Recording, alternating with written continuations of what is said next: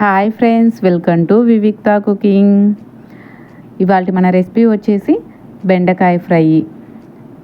పప్పన్నంలోకైనా సాంబార్ రైస్లోకైనా ఎంతో టేస్టీగా సైడ్ డిష్గా ఉండే ఈ బెండకాయ ఫ్రైని ఎలా ప్రిపేర్ చేసుకోవాలో చూద్దామా.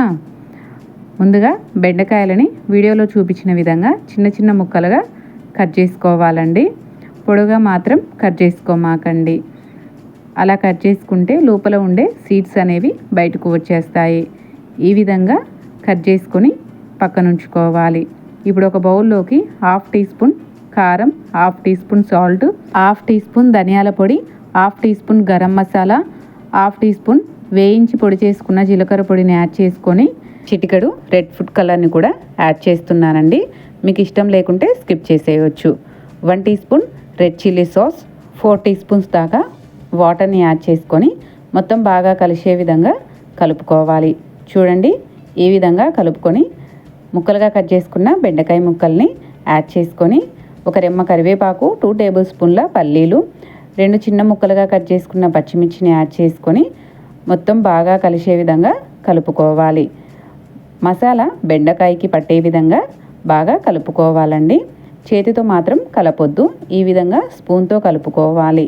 ఇప్పుడు ఇందులోకి 10 జీడిపప్పులు, 1½ టీ స్పూన్ శనగపిండి, 2 టేబుల్ స్పూన్ల రైస్ ఫ్లోర్ని యాడ్ చేసుకొని మొత్తం బాగా కలిసే విధంగా కలుపుకోవాలి. మీరు బియ్యపు పిండికి బదులుగా కార్న్ఫ్లోర్ను కూడా యూజ్ చేసుకోవచ్చు అండి.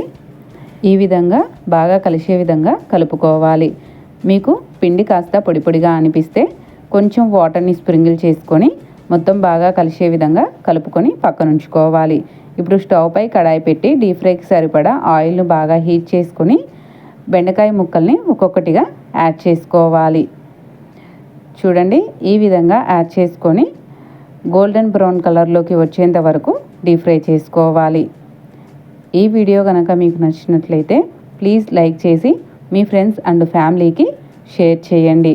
చూడండి, బెండకాయ ముక్కలు ఈ విధంగా ఫ్రై అయిన తర్వాత తీసుకొని వేరొక ప్లేట్లోకి ట్రాన్స్ఫర్ చేసుకోవాలి.